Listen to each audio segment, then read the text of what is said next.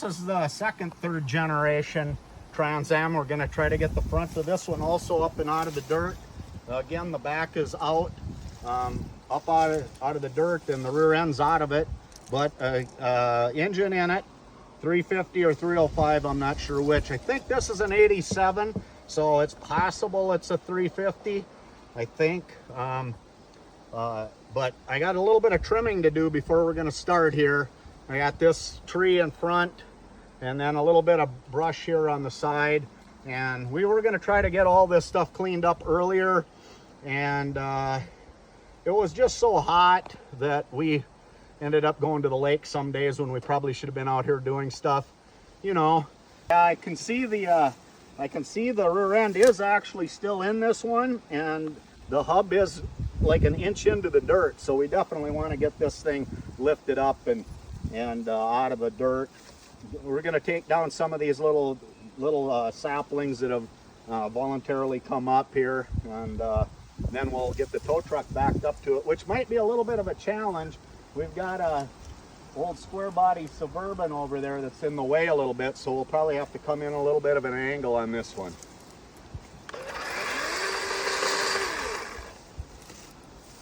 It's always a trick, you know, like, no, that one we're cutting right next to the hub, and you just touch that chainsaw blade to metal and it's dull instantly, so you have to be a little careful about that.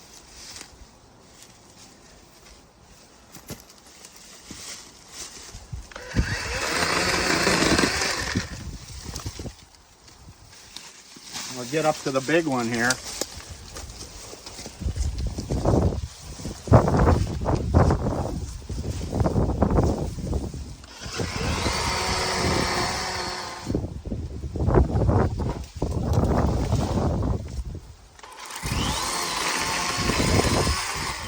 I'm really fond of this little DeWalt saw.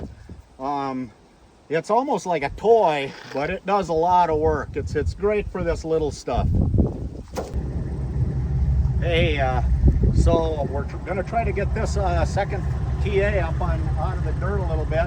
I wanted to get right underneath the back of it from behind, but like I mentioned, this Suburban, square body Suburban was in the way, and the truck is just a little too long to try to wiggle in here, so I'm gonna just try a little bit of ingenuity. Maybe have to lift a little one side at a time or something here. We'll see how it goes, but I think I'm under here safe, so I'm not gonna really wreck anything. And we would have just pulled the Suburban out of, you know, to a different place, but the tires are all flat, and I think I have blocks underneath the axles, so that was just gonna be like a whole project. I think I do want to get that thing out of the way. It's in the way for mowing and stuff. It got pulled out in the road because a guy wanted to come and buy it, and then, believe it or not, didn't show up. So anyway, we'll see what this does.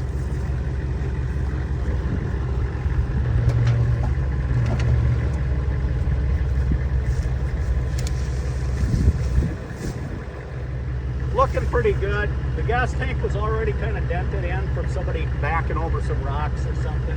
And after sitting out here all this year is probably drier with crappy gas in it.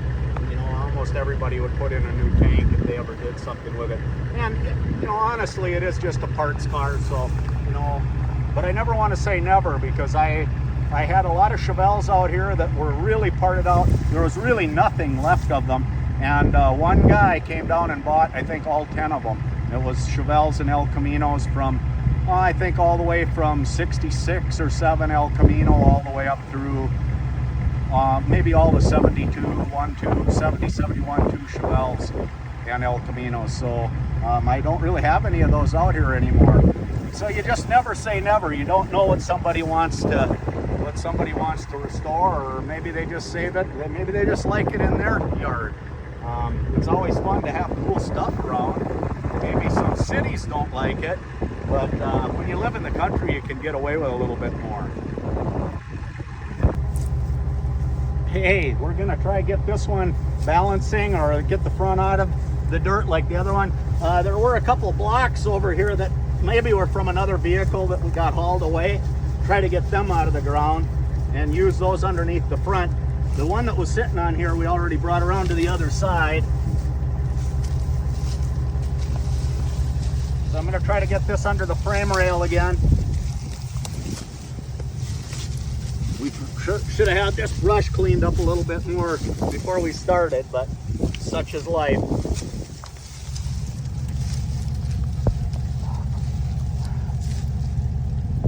This one's no cream puff under here. I can see completely rusted out floor pan area. Pretty bad. I don't think this one will ever be anything but a parts car.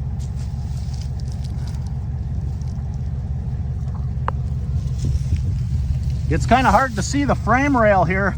This resonator or catalytic converter is kind of right in the way. But I'm pretty sure it's kind of under here. We'll set it there and go do the other side. This is the goal here.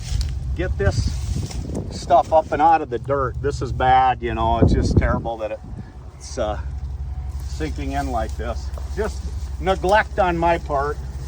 I'm good at that.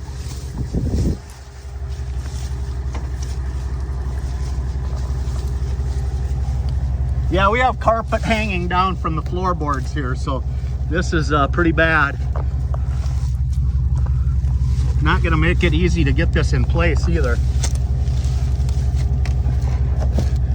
Got my shit kickers on, so I guess when you're dealing with, you know what, it's good to have them. I think that's under the frame rail. I can't get it any further. And then we're gonna get these in the back again. Try to keep it out of the dirt for a little while. I see I had double bricks underneath here and it's still sinking one whole brick level down. So this probably should have more than one, but I want the front to come up, so I'm just gonna put one there. And there won't be any weight hardly on the back anymore. I gotta get that other side.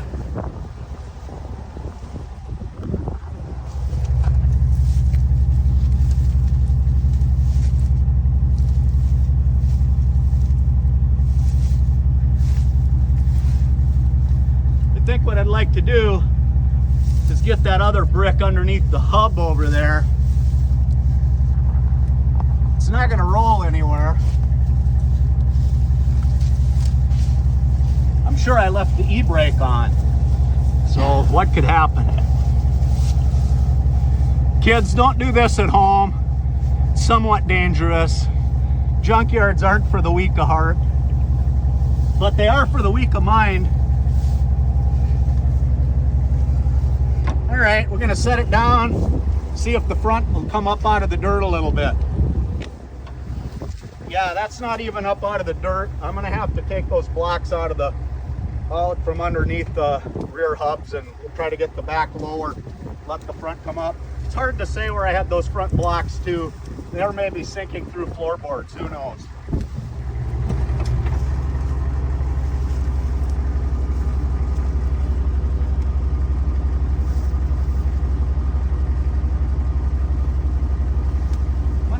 Underneath the sway bar mounts. That should let it come down about another 4 inches in the back.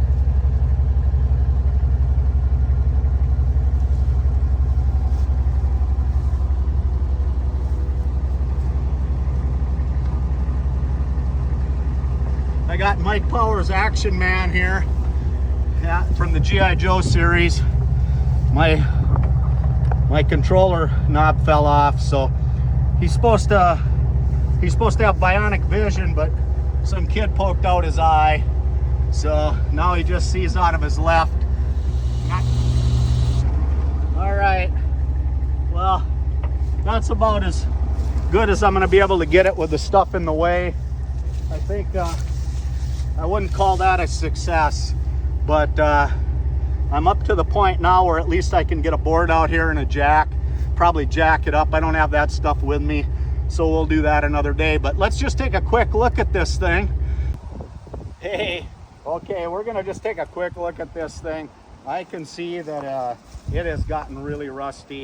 It probably was pretty darn rusty when I got it. This hood on it is off I think a 74 second gen Trans Am. We're going to look at those one day. There's a few of those out here too, and see what's left on those. But I can see this still has the engine in it, and a good battery, good for a core, that is. Looks like we took the coolers out. Maybe somebody needed those, or we might have had one at one point that got hit in the front, and you know, we were doing some repairables back in the day, and we might have needed some of that. More than likely, if we did, we just ordered a core support. They're a challenge to take out. You have to drill out spot welds and everything. So yeah, who knows if this engine is still even fixable, or you know, it could be rebuilt, but possibly. Anyway, one of these headlight things I see I took out, and I think I have that up in the shop. I saved some of that. I take some of them out, especially if when I get the car it's running and I can test them and they're working. We got one T-top left, the other one gone, and we didn't even keep it covered. The steering wheel looks nice in it, and the column, tilt column, and the gauges and the cluster are all in there yet. So we got, you know, right now they're not worth much, but time changes things. And this one does have the 140-mile-an-hour speedo and the tack, tilt column, cruise, you know. So, you know, for the age and the year, it came with the good stuff. There's still a shifter in there and no knob on it. But yeah, seats are all rotted out. And I checked a minute ago before we started this video, and I don't have the keys for this one. So there's not gonna be able to open the back. It probably has a remote if you could put power to it and get the back to pop open. But you can see we're not missing anything in there. It's just kind of empty. These spoilers are really hard to get that are still good, because they had a metal core in them and they got moisture in there and they all warp and get crappy. This one's just crap. Otherwise we would have taken it off and saved it, or maybe sold it or whatever. But yeah, another Trans Am. We got a couple more to lift up, but I think it's time to go get cooled off. White guy doesn't get much hotter than this. I am cooking, so I think I'm gonna go up and get ready and maybe take a shower, and we'll do it again another day. Thanks for watching. Don't forget to like my page, follow me, that would really help. And then that Shiny in the Shade book, I got to get those sold. I have a couple hundred of them up in my shop, besides the ones you can order on Amazon. So yeah, thanks for watching. Till next time.